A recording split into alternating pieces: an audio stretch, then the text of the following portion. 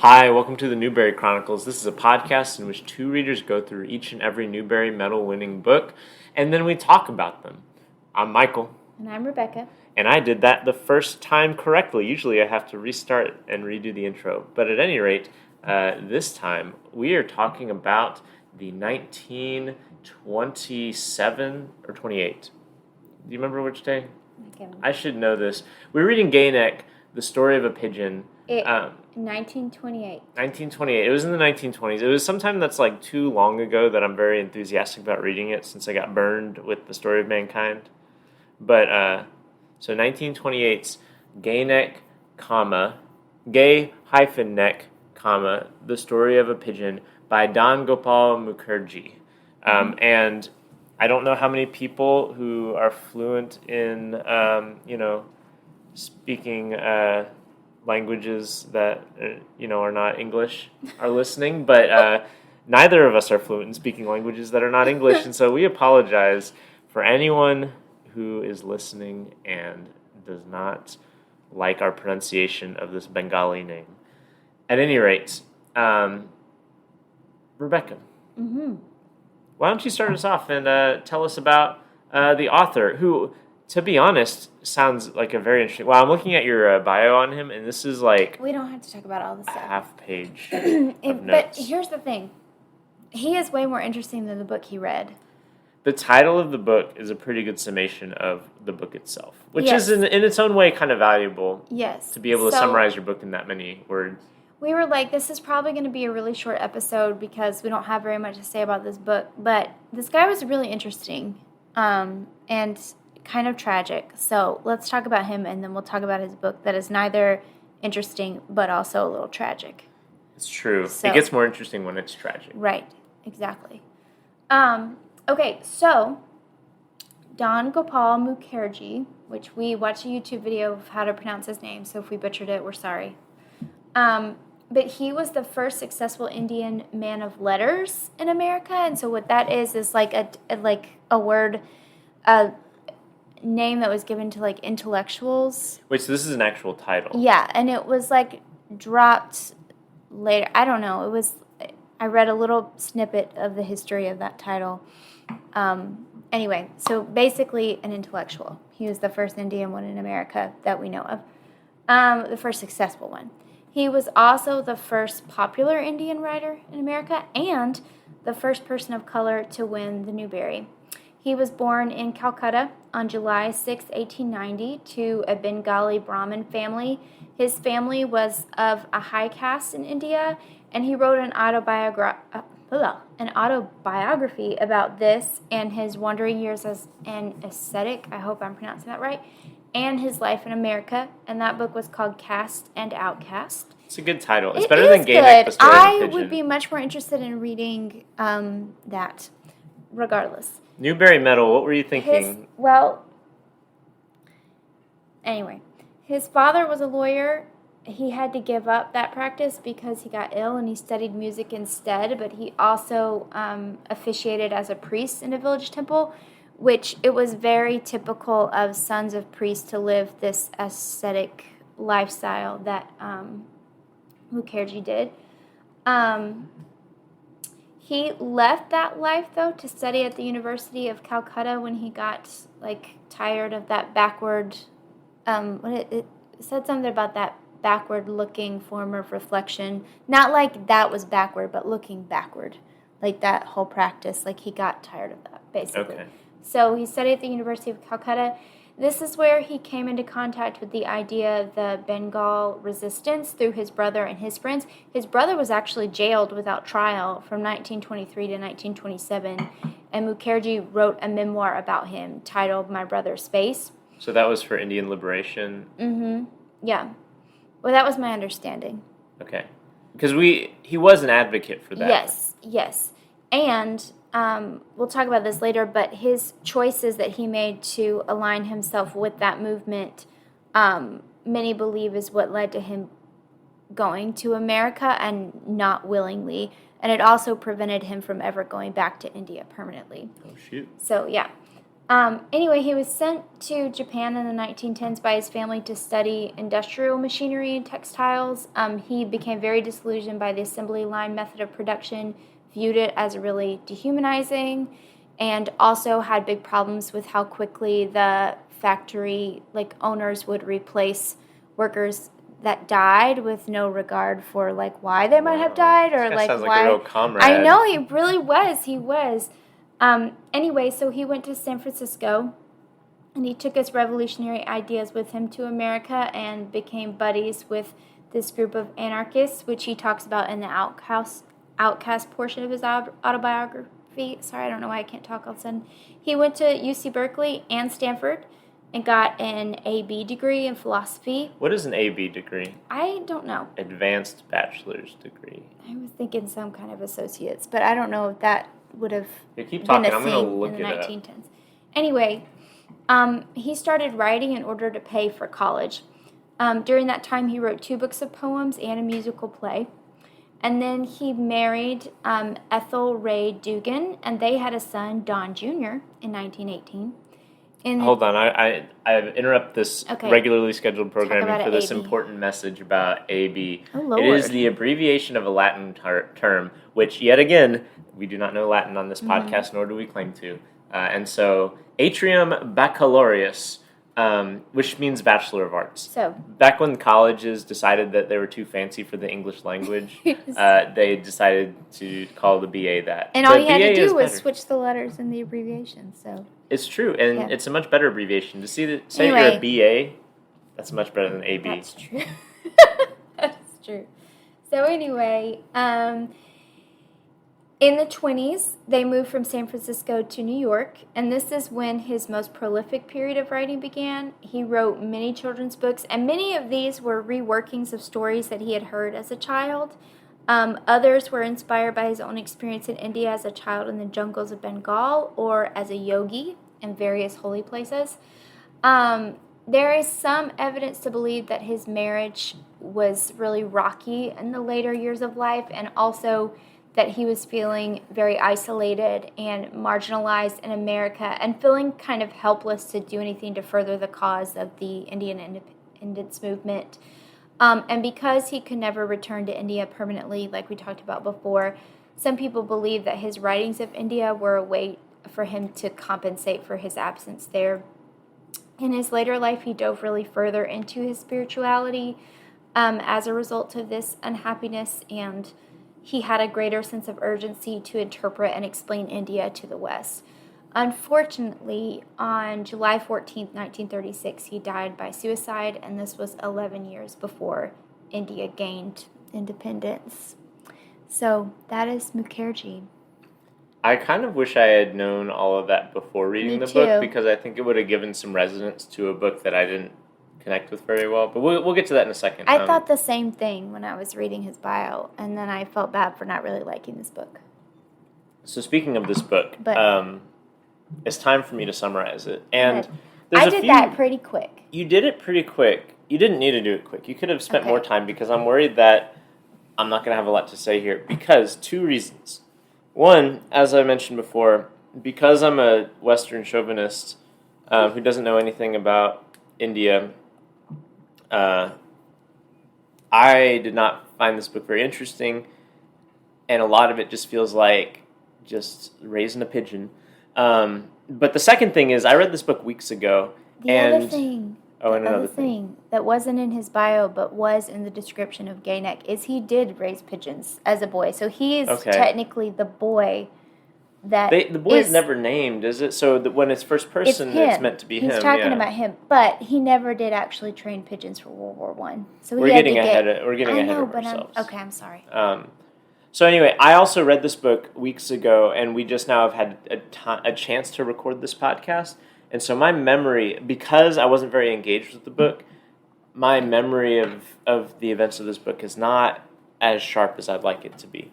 So here comes my plot summary, which may or may not be riddled with gaps and may or may not be misrepresenting certain parts of it. But anyway, so as we already talked about,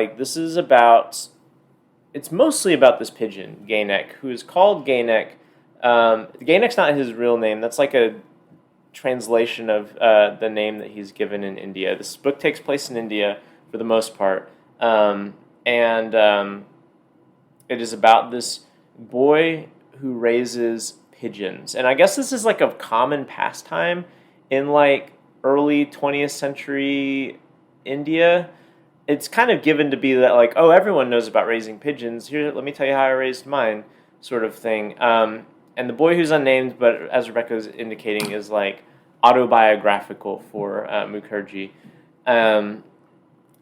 One pigeon that gets born is notable because he has these brightly colored feathers on his like chest and neck, and so they call him Gainek. At any rate, most of this book is about how they raise Gainek and train him. Gainek has some parents, little daddy and mommy pigeons, who are both murdered. Well, not murdered. One is lost in a storm, and then another is killed by a hawk. And that's important because the deaths of his parents have like psychologically scarred Gainek. And he basically keeps running away or flying away. And eventually they take him to these like monks in the Himalayas. There's like this extended sequence in the Himalayan mountains with some Buddhist monks. I think they're Buddhist, right? Mm-hmm. Yeah. And the book mostly is from the perspective of this boy who we really don't learn very much about. Like, it's mostly about what he did to raise this pigeon. But every once in a while, we'll get a chapter or a sequence that is from the perspective of Gainek himself. And I do love how the author transitions between like his narration into the pigeon's narration. He says, and he repeats this phrase every time that he does it, that we are going to use the grammar of fancy and the dictionary of imagination in order to put our minds inside the mind of this pigeon. And so this pigeon is afraid because of the violence that he's seen done to his parents, but then is kind of brought peace and maturity through like being cared for by these monks in the Himalayas. But unfortunately, he can't stay there forever because eventually World War I starts, and India, being a colony of Great Britain at the time, is of course drug into World War I as well. And so two characters go, Gainek, as well as this guy named Gond the Hunter, who is, I think, is he meant to be a friend of... I don't know if he's the friend, but it's more just like... He's a person. Yeah. This is a person, and he goes to war, and he takes Gainek, and Gainek is trained as a messenger pigeon during World War I. And both Gond and Gainek both experienced like severe trauma as a result of the violence in World War I. Gainek is wounded. Gond has like killed people and is not, psychologically well after this. And so then they return home to India after the war, kind of like really rattled and like spiritually sick. And they both have to. It's this nice turn of phrase that it talks about that they have to heal of hate and fear because the war has like basically suffused their spirits with like the hate and fear that is involved with killing other life.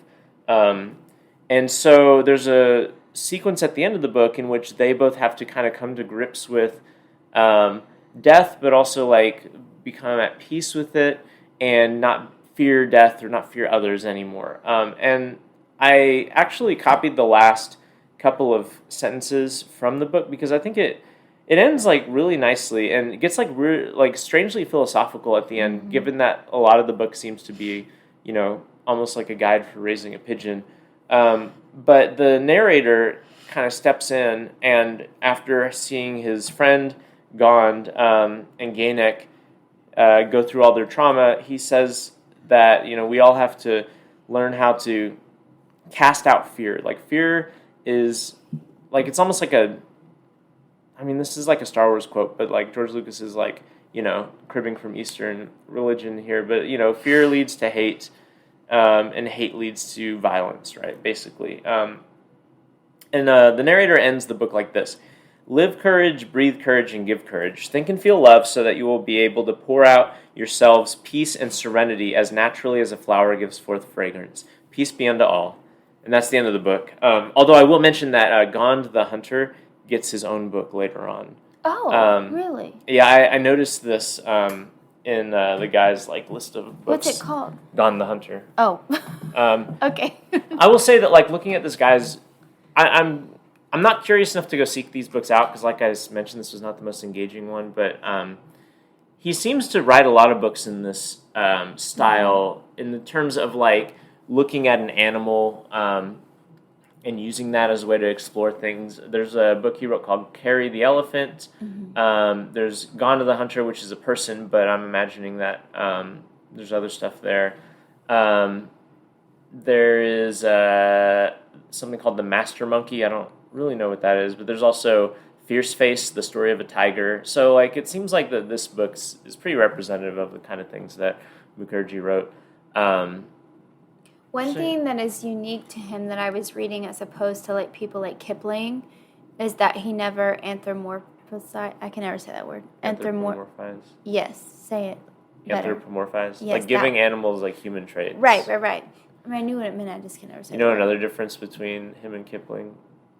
What? I bet you he didn't feel the white man's burden. Okay, well, probably not.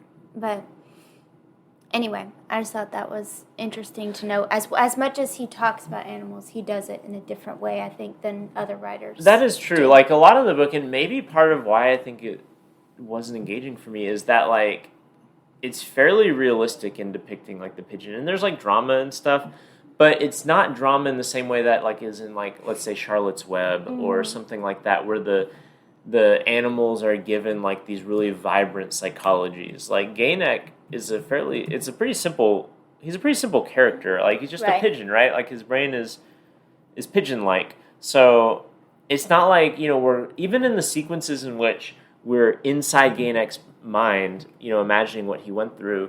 A lot of it is not very complicated psychology. It's first I flew here, and then I flew here, and then there was a hawk, so I flew here, right? It is, a lack of anthropomorphizing is a good way to put it. And let's move on. What did you like about this book, Rebecca? So I really liked the ending being this anti-war novel of sorts. I will say the second half, we both agree, is way more interesting than the first half. Because the second half is where he starts training for the war, yes, and then going to war. I really like the themes that you talked about fear being what leads to death and the killing of one another. Everything at the lamasery, is that how you say it? I don't know. Okay, the place where the monks are in the Himalayas. Every scene with them, I think, is really peaceful and beautiful. Although I was really tired talking about those eagles in there. Yeah, there's one thing I kind of skipped out on is Ganek frequently goes and flies around places and encounters other animals, other birds and such. And I skipped over that because I wasn't sure what to say about that, because it's just I just think the care that these monks and Gond both have for these little animals, this desire to heal them of their fear and this desire for them. I don't know. It's just a sweet thing. I loved them talking about the urge to heal oneself of fear before being able to help society or one another. I think the illustrations are really cool in this book. I don't know if we mentioned that it has illustrations. The illustrations are very nice, and they're I wish I could. They're these ink drawings that are very stylized. They're black and white. There's no shading or anything like that. It's these really stark blacks and whites, and they are. I don't know, how would you describe them? I'm sure there's an art style that describes this, but I don't know. The illustrations are very striking and ornate, and I really like them. The illustrator's name is Boris Artzyabashev. Maybe. Again, disclaimer about that. At any rate, I really liked the illustrations.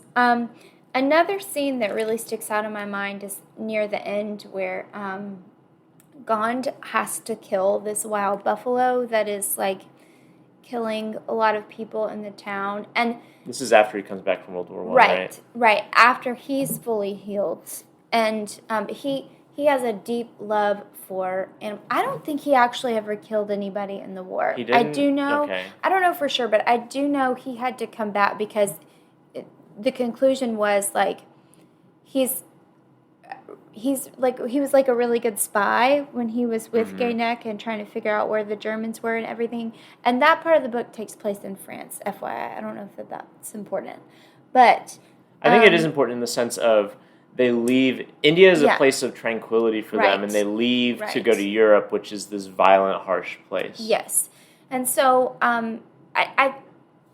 what they said was he is not a killer, and so he was discharged from the army, basically, but like honorably because he had done his task. And he got wounded near the end of that scene in France, and so he's sent back, and he doesn't have to go back to war. But anyway, there's this wild buffalo that is killing a lot of people in a town nearby, and he thinks that he can avoid killing him. Like, he thinks that he's going to be able to capture him and not kill him, but he ends up having to because the kid that trains Gaynek, I guess we can just call him Don because that's who he is like trying to help him lasso the buffalo, but he only gets the rope around one of his horns, so Gon has to kill him or the buffalo will kill them. Yeah. And it's this really tragic scene of like valuing the lives of the townspeople, but also understanding that this is a creature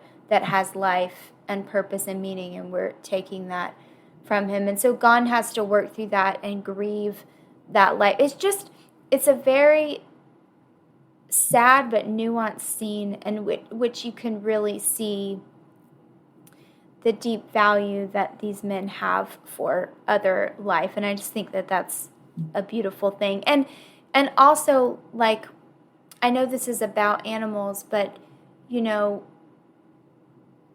any life that is lost is one to mourn, even if that life was taking those of others, you know? And I think that is just a beautiful sentiment that we don't really know what to do with sometimes as humans that have been through deep pain or heartache at the hands of other humans. And so I just think all of those themes are really great, and it makes the book more worthwhile to me.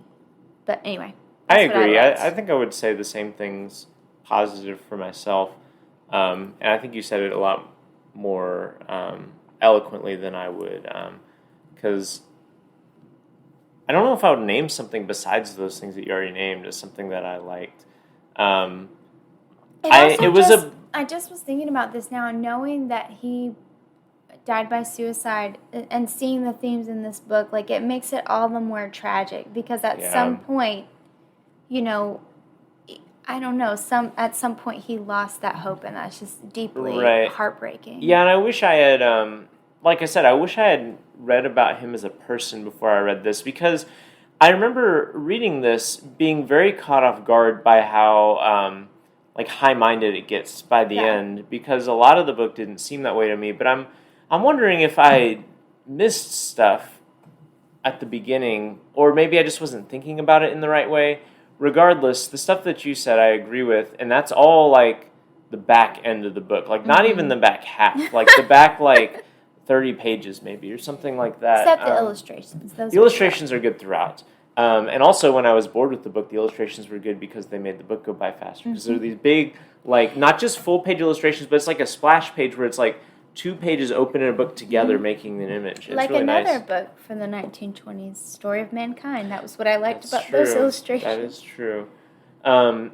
So, yeah, I agree that this is, like, you know, very striking by the end in terms of, like, the philosophizing and the anti-war. And it is an anti-war novel, but it's, like, a much bigger idea than that. It's more like a war mourning novel. Like, let's mourn that war exists and has to exist because man is fearful of man and is acting violently. And I don't know. But I think that it's bigger than that because, like, there's that dichotomy between the war and the tranquility, and even Mm-hmm. like Gainek before the war has to like learn how to be healed of fear from like his parents' deaths, and the way that like India is this place, this kind of anchor where they are able to like find peace and like kind of spiritual healing, as opposed to abroad where they experience violence and trauma. Like I think that I don't know. It seems to be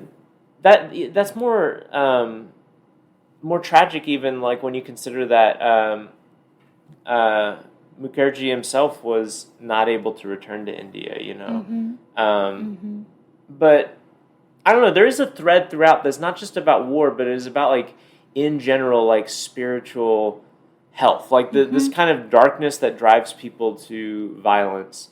What is the root of that? And this book is like locating that in like fear and trauma, basically. And I like that idea, and it makes me wish I liked the book more, which is maybe a good transition to what did you not like about this book? Yeah, I mean, it's just boring for me. There's no dialogue hardly at all, except, well, there's no dialogue. Well, I don't know. There are a There's few hardly things. It's not any. like a lot of back and forth. There's not really. There's not And too many scenes. Another point that you already made is that I am reading this from a Western modern perspective, and I don't really love books about animals in isolation of them furthering the plot of their human characters, but that is not the point of this book, and the human characters don't really have a plot. I mean, other than Gond, and I don't know, he's not in the book a lot.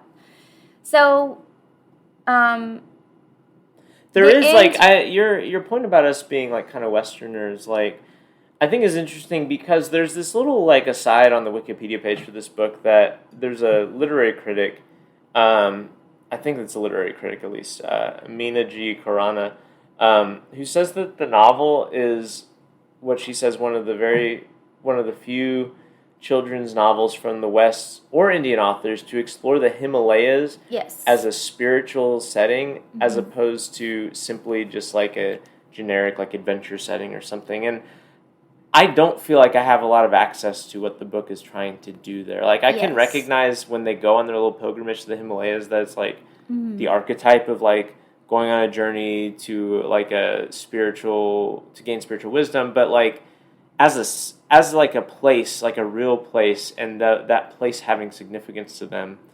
I don't really think I understand it or what this book is trying to say about that, and that's definitely ignorance on my part. Yeah. And just a different, I mean, yeah, it's ignorance, but also I like what you said about not knowing how to access that, like whatever the book is trying to do, because I think it's doing it really well. It's just not doing it for me. I don't know. Like, I don't know how to. For a while, I was thinking, this dude is literally just talking about pigeons the whole time. And then, like we said, by the end of the book, it comes together, and you're like, oh, so this wasn't just about pigeons. But I don't know how to go back to the rest of that book and say, oh, I don't even know if metaphor or allegory is the right term for what he's doing. It's like a totally different framework and mindset completely than I've ever, I don't know, like used to access a children's book. So it's just hard for me to know. I don't know. It was hard for me to enjoy it. I'll just say that. I feel the same. I feel the same, and I feel like it's not a book that I feel any great, like, antipathy toward. Right, no. It just wasn't engaging. And I'm glad I read it, and I'm glad that I learned about the author. I agree with you. I wish I would have known about him before I read the book and his story, and maybe some of those themes would have come through a little sooner. But, yeah, thumbs up or thumbs down? That's going to be a no for me, dog. Yeah, I want it to be a thumbs up, but...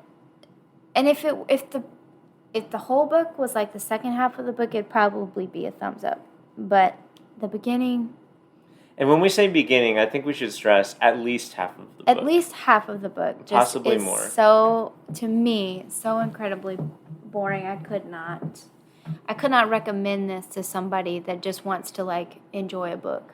Right. I do think that, like, this is a book that, like, critics and historians could probably get a lot out of, right? Oh, like, yes. you mentioned all these first... Studying it, I think, in, like, the context of larger history, I think would be really valuable. But just reading it, without that Right. context, I would recommend another book. We were talking to a friend a little while ago, and she was asking us what we were reading for our podcast, and we mentioned this book. And she mentioned having read this as a child, but not having a lot of strong memories about it.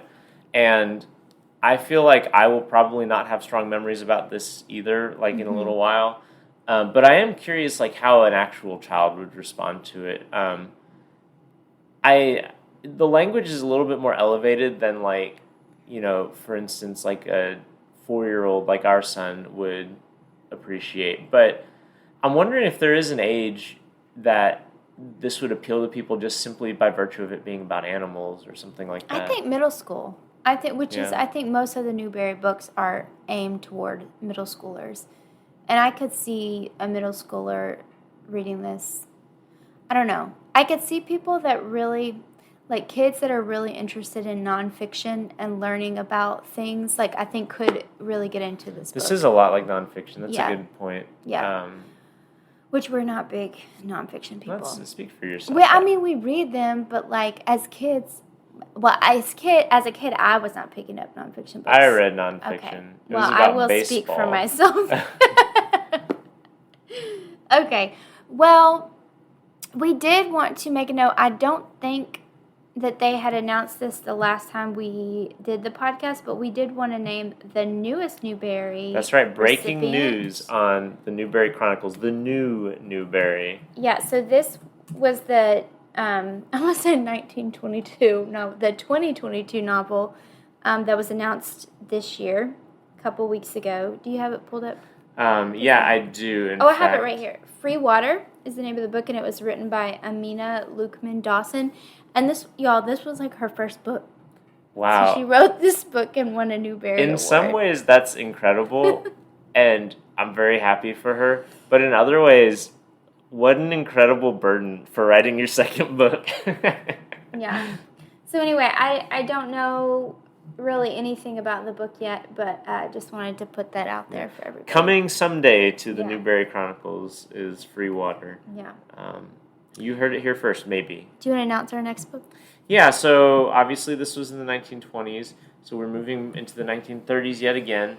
And the book that we're doing this time is the 1937 medal winner, which is called Roller Skates, and it's by Ruth Sawyer. And the thing that I just read to you is the extent of my knowledge of this book. And neither of us have read it, so.